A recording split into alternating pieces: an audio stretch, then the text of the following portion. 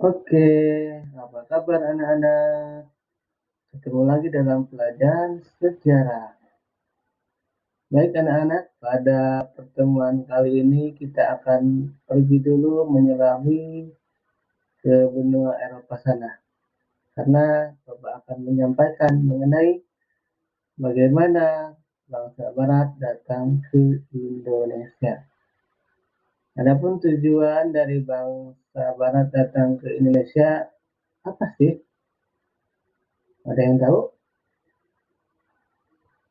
Oke, mari kita bahas sama-sama. Ya, tentunya ini pelajaran atau materi yang menarik ya untuk kita simak.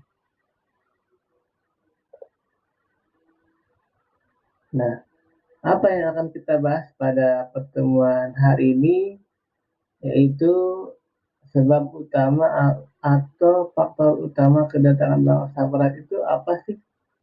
Kenapa bisa datang? Lalu apa sebab umum dari kedatangan bangsa Barat?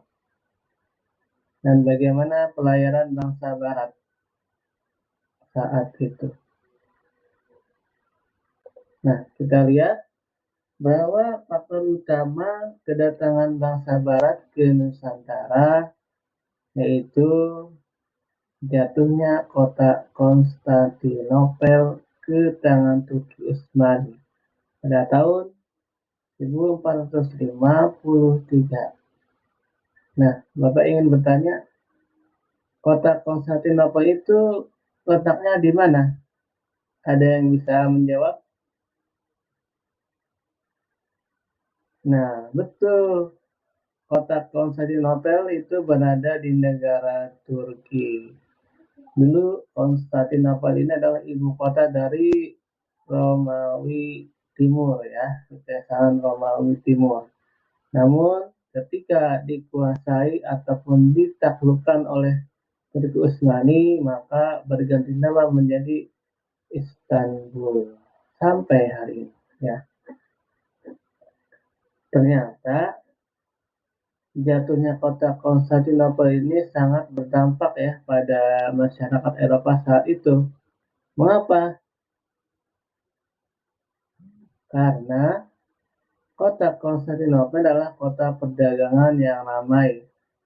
Masyarakat Eropa bisa bebas berdagang di sana. Salah satunya adalah apa yang diperdagangkan atau dibeli oleh mereka, yaitu rempah-rempah yang mana mereka butuhkan dan itu berasal dari Indonesia. Nah, ketika kota Konstantinopel ini dikuasai atau jatuh ke tangan Turki Utsmani, maka para pedagang Eropa tidak boleh lagi mereka berdagang di sana.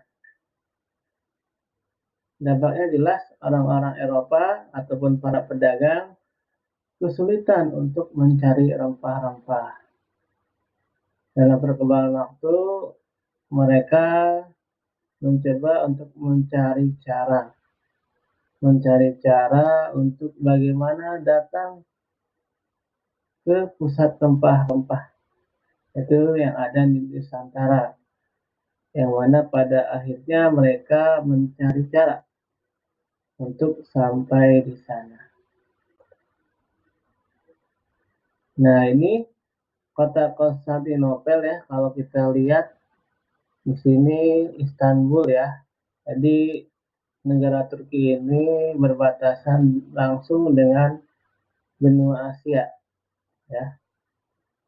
Jadi antara benua Asia dan benua Eropa ini ada negara Turki. Nah, di sana adalah ada kota Istanbul ya. Nah, kita lihat di sini eh, kota Konstantinopel letaknya di sini ya, di dekat Laut Hitam ya, di dekat Laut Hitam. Nah, ini adalah peta jalur pelayaran ya, jalur perdagangan, itu jalur sutra melalui jalur laut dan jalur darat ya. Ini garis merah ini jalur darat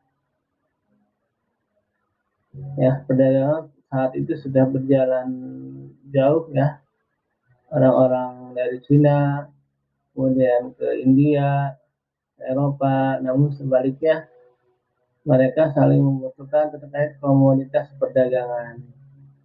Ya, kita lihat sendiri betapa jauhnya ya rempah-rempah ini diangkut oleh para pedagang ya ke Selat Malaka, lalu sampai ke India ya, kemudian lalu sampai ke wilayah negara-negara Asia Barat, lalu sampai ke Mesir, dan sampailah di Istanbul.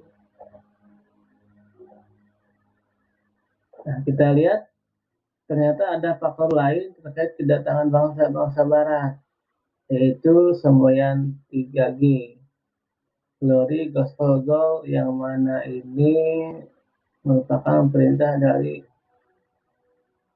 raja ya untuk mereka berangkat ke dunia baru ya, mencari rempah-rempah. Yaitu semboyan 3G, Glory, Gospel, dan Gold. Glory artinya mencari kejayaan, ingin mengulang kembali kejayaan pada masa Yunani dan Romawi ya, tentunya kalian paham, dan bagaimana peradaban Yunani Romawi saat itu, dan mereka ingin kembali unggul masing-masing negara yang ada di Eropa saat itu. Kemudian gospel. Gospel ini adalah menyebarkan agama Nasrani. Ini kaitannya dengan mundurnya Islam yang ada di semenanjung Andalusia, yang membuat orang-orang Eropa semangat untuk mengusir orang-orang Islam dan semangat untuk menyebarkan agama Nasrani ke berbagai penjuru dunia, salah satunya ya wilayah Asia dan di Nusantara. Kemudian goal, yaitu mencari kekayaan. Mencari kekayaan ini mencari kekayaan salah satunya adalah rempah-rempah yang menjadi komoditas yang penting ya di pasaran Eropa sana, dan harganya mahal dan cukup keras di Eropa. Tidak hanya rempah-rempah, mereka eksploitasi apapun itu seperti sumber daya alam mereka bawa, mereka ambil, dan mereka memperoleh keuntungan.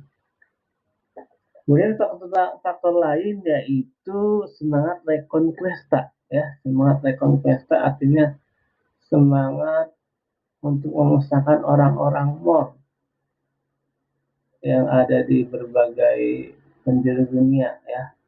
Semangat orang-orang Eropa untuk memusnahkan orang-orang Islam. Kemudian ditemukannya kompas sehingga orang-orang Eropa ini, para penjelajah samudra ini, memudahkan untuk menyusuri rute pelayaran. Kemudian teknik perkapalan juga lebih baik sehingga mereka bisa untuk berlayar ke Nusantara. Lalu bagaimanakah rute pelayaran perdagangan saat itu? Nah, kita lihat di sini orang-orang Eropa ya, dari terutama para penjelajah samudra, yaitu Portugis dan Spanyol ya. Mereka berlayar dari negara asalnya, mereka mengitari benua Afrika ya, contohnya Portugis menyusuri ke bawah sampai Tanjung Harapan, lalu naik ke atas ya, menyusuri lautan sampai juga di India, lalu sampai di Selat Malaka. Begitupun Belanda pada akhirnya singgah di Nusantara dan mencari rempah-rempah. Awalnya mereka hanya berdagang, namun pada akhirnya tidak hanya berdagang, tapi mereka akhirnya menduduki dan menguasai, dan akhirnya menjajah negara kita. Mungkin itu pembahasan terkait mengapa bangsa-bangsa Barat datang ke Nusantara. Apa penyebabnya tadi kita sudah simak dan kita bahas sama-sama. Terima kasih. Assalamualaikum warahmatullahi